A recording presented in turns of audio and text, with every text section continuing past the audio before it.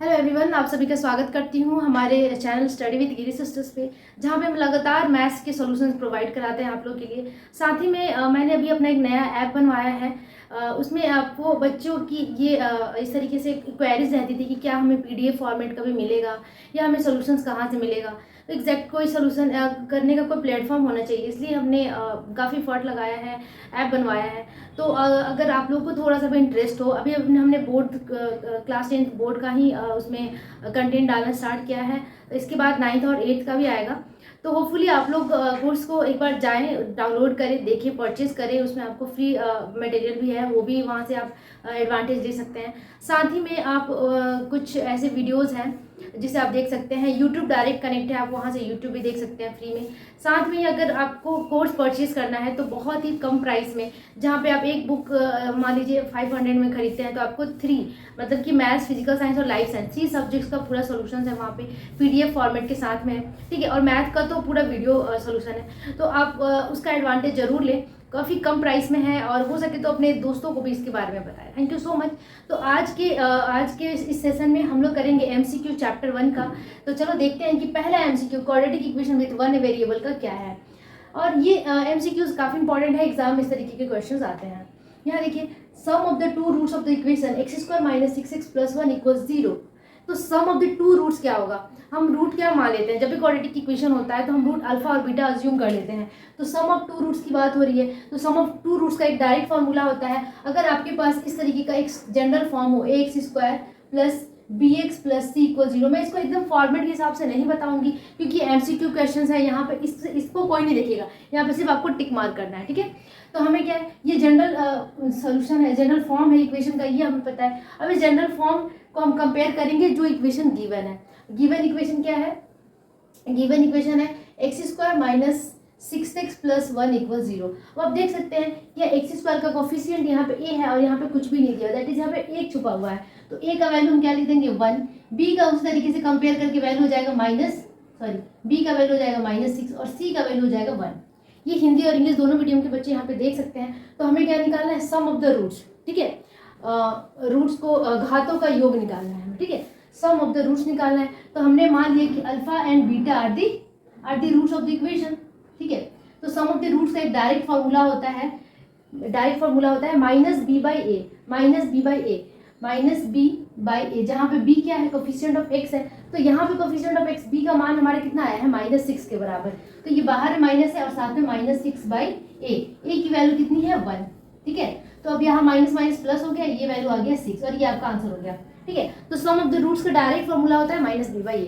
इसी तरीके से प्रोडक्ट ऑफ द रूट्स का भी फॉर्मूला होता है alpha beta product of the roots c/a एक फॉर्मूला होता है। ये पूछा नहीं गया है, मैं आपको ये इस तरीके से बता रही हूँ। तो इसका आंसर हो जाएगा 6, और ये देखते हैं कि ऑप्शन नंबर सी में है, तो सी इज द करेक्ट ऑप्शन। उसके बाद देखते हैं next question. If the product of the two roots x² - 3x + k = 0 is -2, then what is the value of k? Product of the roots दिया हुआ है, जो कि मैंने यहाँ पे आपको बताया। प्रोडक्ट ऑफ द रूट्स का फॉर्मूला क्या होता है? Alpha beta = c/a। अब ये कितना दिया हुआ है? यहाँ दिया हुआ है -2 के बराबर, इस इक्वेशन के अकॉर्डिंग। तो हमारे गिवन इक्वेशन क्या है? x² - 3x + k = 10 है। ठीक है, ये हमारा इक्वेशन है। यहाँ से हम c और a का वैल्यू निकाल लेते हैं सबसे पहले। तो अब यहाँ से कंपेयर करेंगे इसी जनरल इक्वेशन के साथ, तो हम देख सकते हैं कि a का वैल्यू 1 आएगा, b का वैल्यू -3 और c का वैल्यू जो है 6 आएगा। ठीक है, तो हमें क्या निकालना है? Product of the roots. ठीक है, यहाँ पे k दिया हुआ है, आई थिंक, हाँ सॉरी, यहाँ पे k दिया हुआ है, आई एम सो सॉरी, यहाँ पे k दिया हुआ है, c का वैल्यू यहाँ पे k के बराबर है। तो प्रोडक्ट ऑफ द रूट्स का फॉर्मूला होता है c/a। तो c है हमारा k और a है हमारा 1 = product of the roots is given -2। तो ये किसके बराबर है? -2 के बराबर है। तो k का मान क्या होगा? What is the value of k? So we have to do the cross multiplication only. तो k का वैल्यू यहाँ पे 1 छुपा हुआ है, क्रॉस मल्टीप्लाई करेंगे तो k का वैल्यू आ गया -2। तो आंसर नंबर क्वेश्चन नंबर 2 का जो आंसर हो गया वो है -2, that is option number A.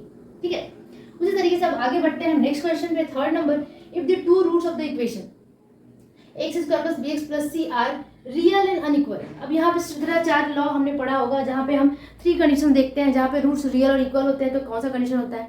Roots are unequal होता है। अगर रूट्स आर इक्वल होता है तो कौन सा कंडीशन होता है? रूट्स लेस देन 0, मतलब कि रियल नहीं होते हैं, इमेजिनरी होते हैं, तो क्या वैल्यू होता है। तो उसे एक बार हम रिकॉल कर लेंगे और इस क्वेश्चन का हम आंसर करेंगे।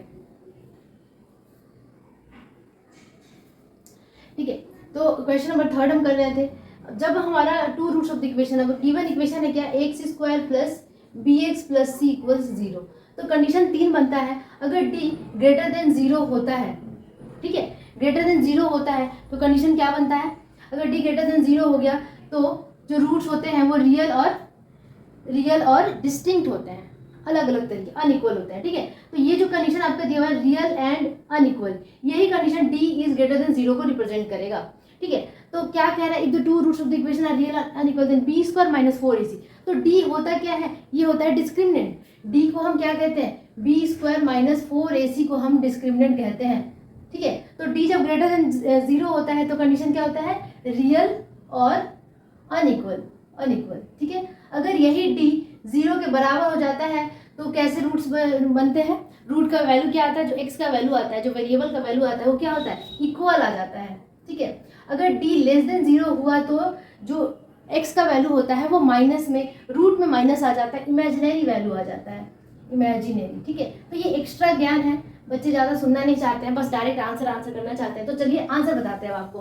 क्वेश्चन क्या कह रहा है, रियल और अनइक्वल रूट होगा तो B square minus 4ac, that is D का वैल्यू क्या होगा, यहाँ मैंने पहले ही आंसर बता दिया था, D is greater than 0 and answer will be a number D, that is b square minus 4ac is greater than 0। Okay, तो अब आते हैं नेक्स्ट क्वेश्चन 4th नंबर पे।